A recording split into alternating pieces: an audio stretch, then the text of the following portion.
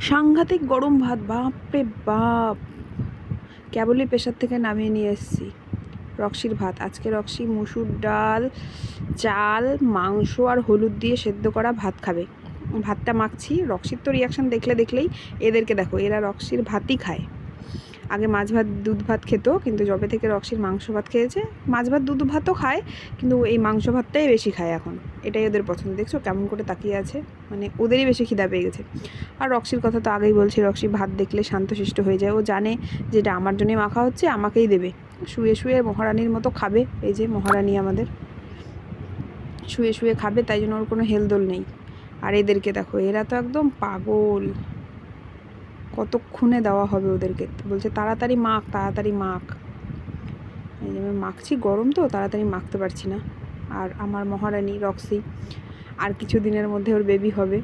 আমি তো খুব এক্সাইটেড, তোমরা কতটা এক্সাইটেড আমি জানি না। তো সবাই ওকে আশীর্বাদ করো যেন সুস্থভাবে এই বেবিগুলো হয় এবং ও যেন সুস্থ থাকে। ভাতটা মেখে নিই।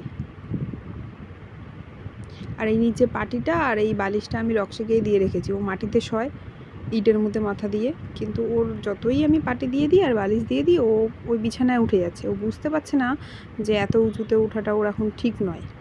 ঠিক আছে, রক্সিকে খাইয়ে দিই এখন। আজকের মতো টাটা।